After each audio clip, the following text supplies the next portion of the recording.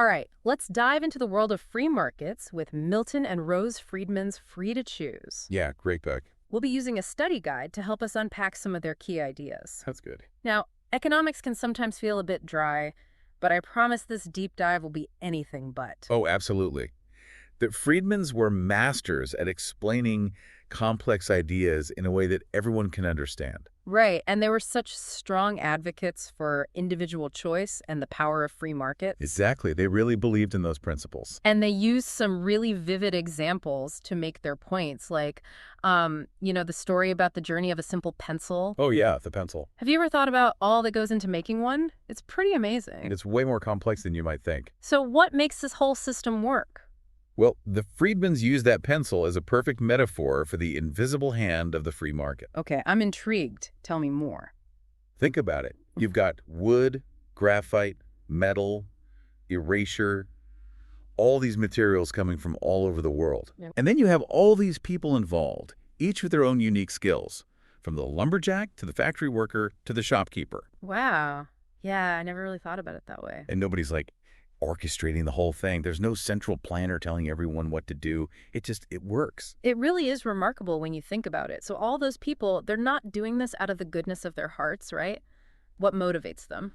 Self-interest. Mm. Each person is trying to improve their own life in some way, whether it's earning a living or just getting the things they need. But here's the amazing thing.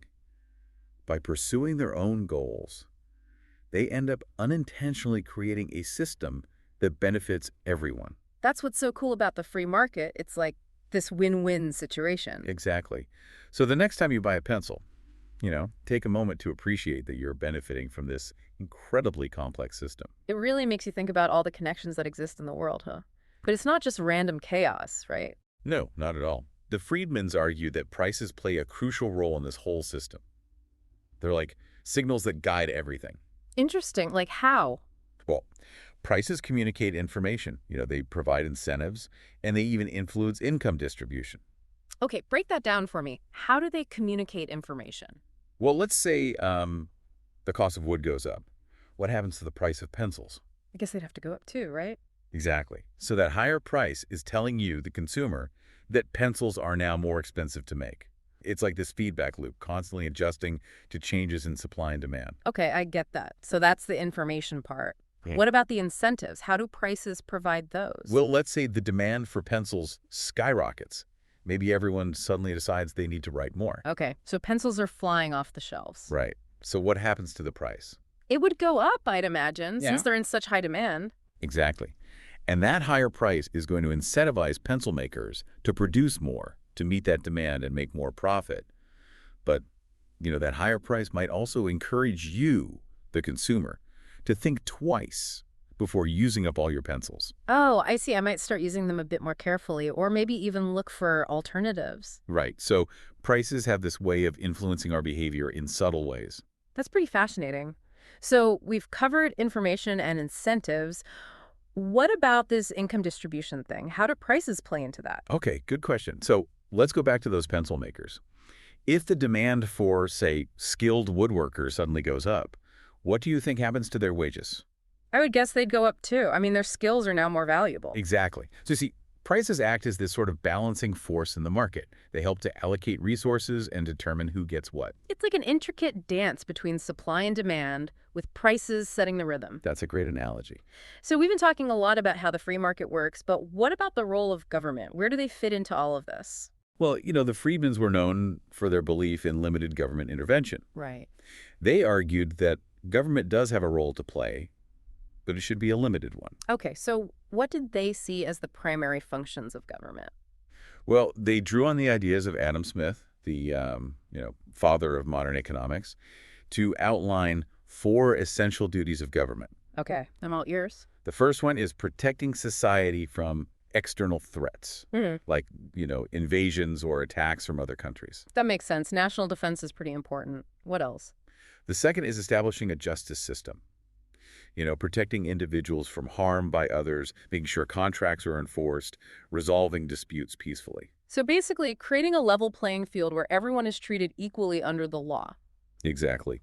The third duty gets a little more interesting. It's about providing public works and institutions that benefit everyone, but that wouldn't be profitable for individuals to undertake. I'm curious, like what? Well, think about roads and highways.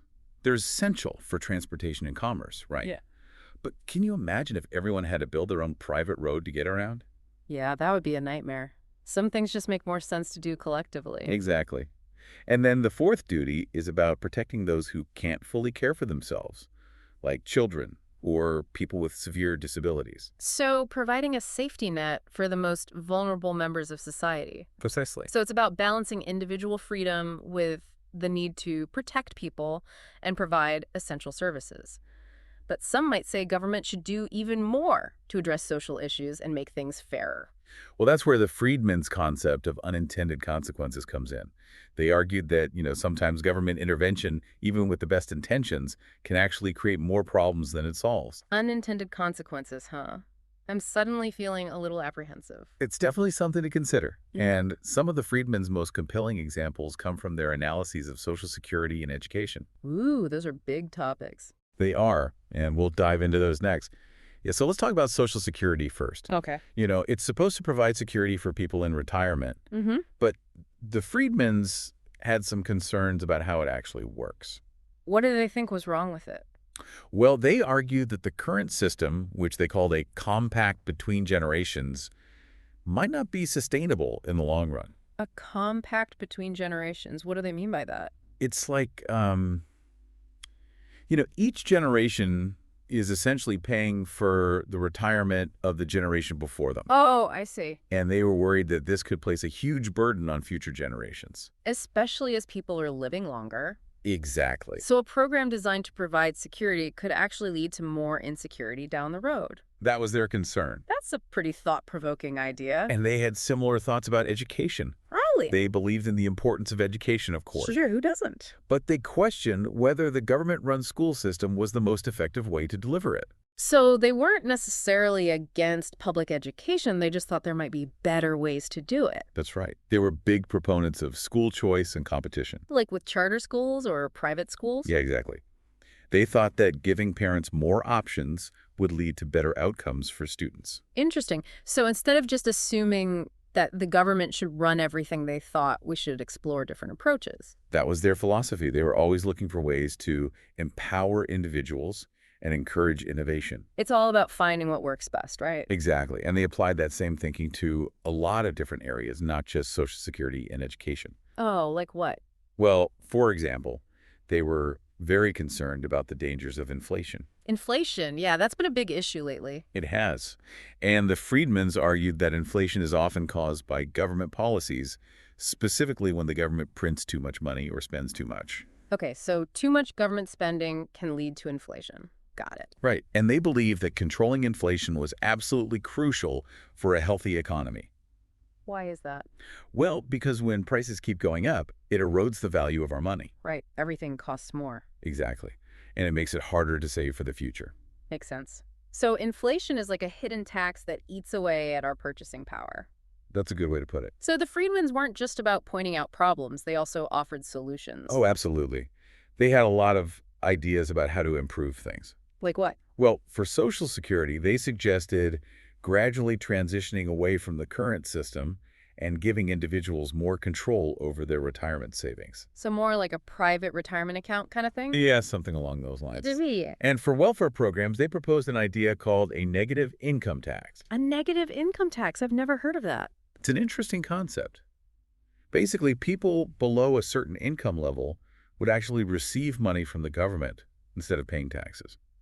So it's kind of like a guaranteed basic income? Yeah, in a way, the idea is to provide a safety net without creating some of the disincentives that come with traditional welfare programs. So it would help people get back on their feet without trapping them in a cycle of dependency? That's the goal, at least. But of course, there are pros and cons to every approach. Right, there's no magic bullet. And the Friedmans acknowledged that these were complex issues with no easy answers. They just wanted to start a conversation and get people thinking about different possibilities. Exactly. And one of the most interesting ways they did that was by looking at historical examples. Oh, yeah, like what? Well, in their book, Free to Choose, they compare the economic paths of India and Japan. Okay, two very different countries. They are.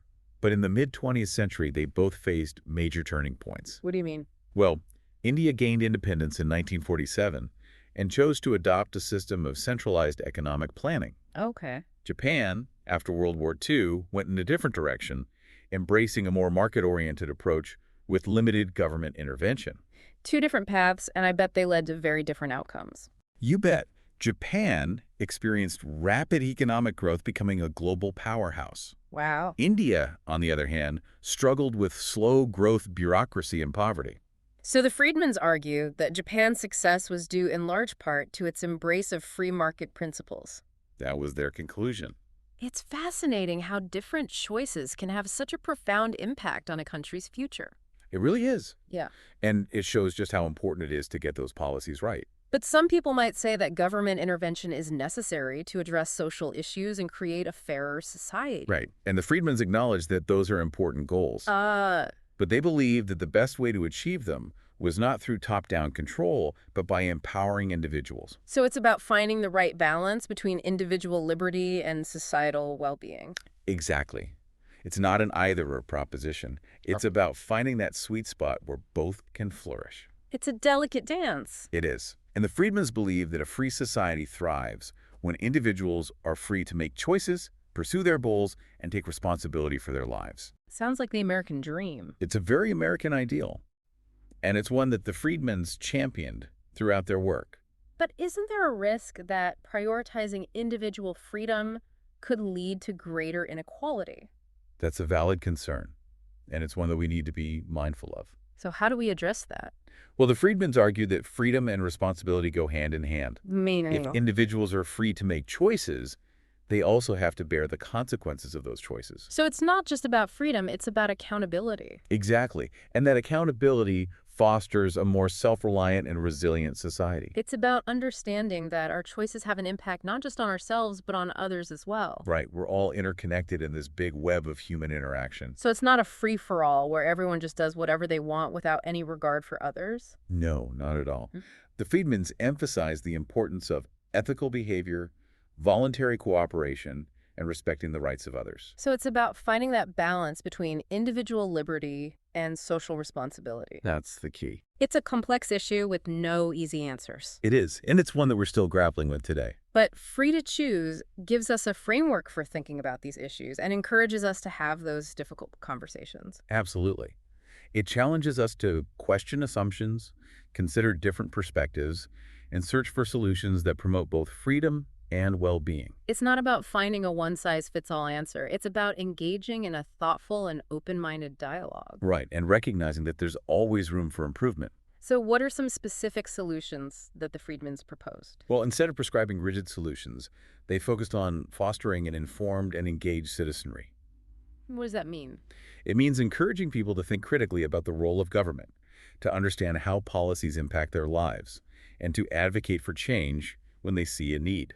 So it's about empowering individuals to take ownership of their own destiny and to shape the world around them. Exactly. It's about recognizing that we're not just passive bystanders, we're active participants in shaping our society. That's a powerful message. And it's one that's just as relevant today as it was when Free to Choose was first published. Absolutely. It's a timeless reminder of the enduring power of individual liberty and the importance of striking a balance between freedom and responsibility. But it also raises another important question. If individuals are the real drivers in a free market economy like the Friedmans suggest, then what responsibility do we have for making it work? I mean, do our choices really matter that much in the grand scheme of things? Oh, absolutely. The Friedmans were adamant about that. They believe that a free society can only truly succeed when people are informed, engaged, and willing to take responsibility for their actions. So it's not enough to just sit back and let the invisible hand do its thing. Exactly. It's about recognizing our own agency as individuals. Okay, but what does that look like in practice? Well, it starts with being informed about the issues, understanding how policies affect us, and making our voices heard through voting and participating in the political process. So it's about being active citizens, not just passive consumers. Exactly. And it also means making responsible choices in our daily lives. Like what kind of choices? Everything from the products we buy to the companies we support to the way we interact with our communities. All of these things have an impact on the economy and on society as a whole. It's about recognizing that we're all interconnected and that our actions have consequences. Right.